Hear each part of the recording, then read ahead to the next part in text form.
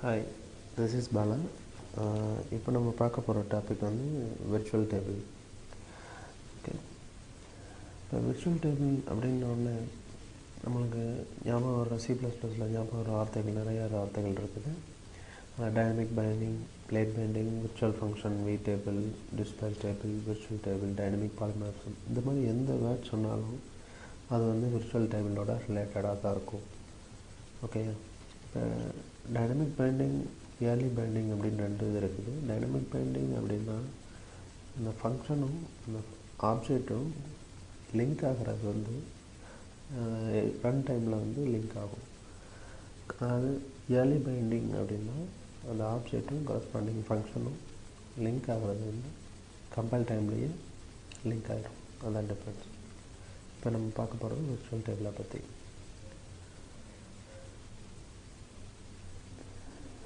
இப்போ ஒரு base class இருக்குது. பேஸ் கிளாஸில் இருந்து ரெண்டு டிரைவ் 1, டிரைவ் 2 ரெண்டு கிளாஸஸ் வந்து டிரைவ் பண்ணியிருக்காங்க. இந்த பேஸ் கிளாஸில் வந்து ரெண்டு விர்ச்சுவல் ஃபங்க்ஷன்ஸ் வந்து இருக்குது. Virtual function void 1, void 2, void virtual function 2. Okay, இப்போ டிரைவ் 1ல் வந்து ஃபங்க்ஷன் 1 மட்டும் ரீடிஃபைன் பண்ணியிருக்காங்க. டிரைவ் 2ல் வந்து ஃபங்க்ஷன் 2 வந்து பண்ணியிருக்காங்க. இப்போ இந்த மாதிரி கேஸில் வந்து நம்ம ஃபங்க்ஷனை வந்து டிஃப்ரெண்ட் மெத்தடில் நம்ம கால் பண்ணலாம். எப்படின்னா ஆப்ஜெக்ட் வச்சு கால் பண்ணலாம், இன்னொன்று வந்து பாயிண்டர் யூஸ் பண்ணி கால் பண்ணலாம். இப்போ இதில் பார்த்தீங்கன்னா இதில் பேஸ் ஆப்ஜெக்ட் வந்து ஃபங்க்ஷன் 1 கால் பண்ணுது. அதே மாதிரி டெரைவ்டு 1 ஆப்ஜெக்ட் வந்து டாட் வச்சு ஃபங்க்ஷன் 1 கால் பண்ணுது. இப்போ இதில் எந்த ப்ராப்ளமும் இல்லை. அதே மாதிரி பாயிண்டர் வச்சு கால் பண்ணும்போது கரஸ்பாண்டிங் ஃபங்க்ஷனை வந்து கால் பண்ணும்.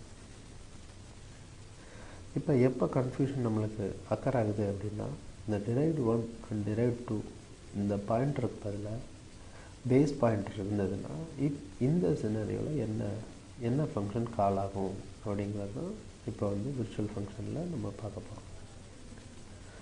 அதாவது பேஸ் பாயிண்டர் வந்து இப்போ பார்த்திங்கன்னா டிரைவ்டு 1 ஆப்ஜெக்டை வந்து எடுத்துருக்கு. அதே மாதிரி பேஸ் பாயிண்டர் டிரைவ்டு 2 பாயிண்டர் வந்து டிரைவ்டு 2 ஆப்ஜெக்டை அசைட் ஆகிருக்கு. இப்போ அந்த டிரைவ்டு பாயிண்டர் வச்சு கால் பண்ணும்போது ஃபங்க்ஷன் 1ஐயும் ஃபங்க்ஷன் 1ஐயும் கால் பண்ணும்போது எந்த ஃபங்க்ஷன் வந்து கால் ஆகும், அதுதான் முக்கியமானது.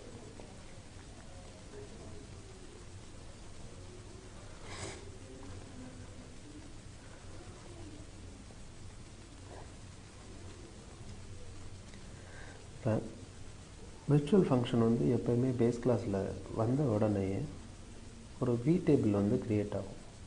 நல்லா ஞாபகம் வச்சுக்க வேண்டிய விஷயம் என்னென்னா, வி டேபிள் வந்து பெர் கிளாஸ்க்கு வந்து ஒரு வி டேபிள் வந்து க்ரியேட் ஆகும். இப்போ இதில் பார்த்தீங்கன்னா இந்த டார்க் ப்ளூ கலரில் சைடில் இருக்கிற அந்த 3 பாக்ஸஸ் வந்து வி டேபிள். பேஸ் கிளாஸ்க்கு பார்த்தீங்கன்னா அட்ரஸ் ஆஃப் பேஸ் ஃபங்க்ஷன் 1ம் விர்ச்சுவலாக இருக்குது, ஃபங்க்ஷன் 2ம் விர்ச்சுவலாக இருக்குது. ஸோ பேஸ் கிளாஸ்க்கு டாப் ரைட் கார்னரில் அந்த வி டேபிள் வந்து ரெண்டு ஃபங்க்ஷனோட அட்ரஸ் வந்து அதில் இருக்கும். இப்போ பாட்டமில் லெஃப்ட் சைடில் டிரைவ்டு 1 எடுத்துக்கிட்டிங்க அப்படின்னா, டிரைவ்டு 1ல் வந்து ஃபங்க்ஷன் 1 வந்து ரீடிஃபைன் பண்ணியிருக்காங்க, ஃபங்க்ஷன் 2 வந்து இல்லை. அப்போ இந்த வி டேபிளில் எந்த மாதிரி இருக்கும் அப்படின்னா, இந்த வி டேபிளில் ஃபங்க்ஷன் 1 ஆஃப் த அட்ரஸோட அட்ரஸ், டிரைவ்டு கிளாஸோட ஃபங்க்ஷன் 1ஓட அட்ரஸ், அப்புறம் டிரைவ்டு ஃபங்க்ஷன் 2 வந்து ரீடிஃபைன் பண்ணலை.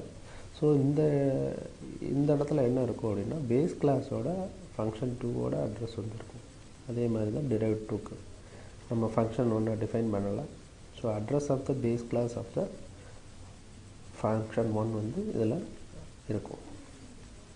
ஓகே, இப்போ ஒரு ஆப்ஜெக்ட் வந்து நம்ம க்ரியேட் பண்ணுறோம் அப்படின்னாலே அந்த வி பாயிண்டர் வந்து க்ரியேட் ஆகிரும். அந்த வி பாயிண்டர் வந்து வி டேபிளோட ஃபஸ்ட்டு 4 பைட்ஸ் எடுத்து அதில் பாயிண்ட் பண்ணுவோம்.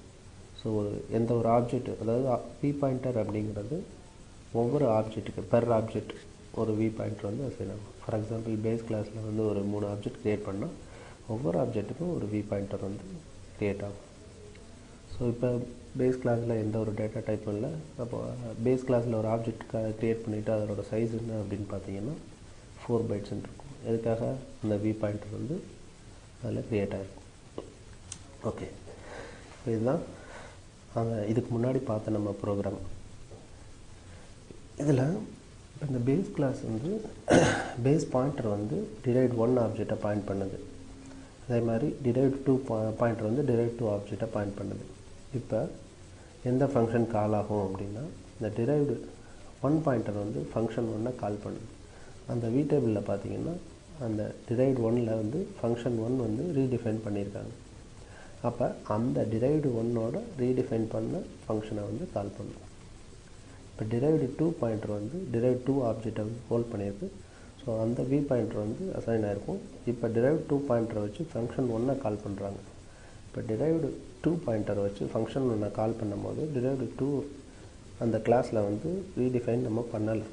ஆனால் அந்த v டேபிளில் என்ன இருக்கும், function address of the base கிளாஸோட ஃபங்க்ஷன் 1 இருக்கும். ஸோ அந்த ஃபங்க்ஷன் பேஸ் கிளாஸை வந்து கால் பண்ணும். இதுதான் virtual table and calling mechanism. Okay.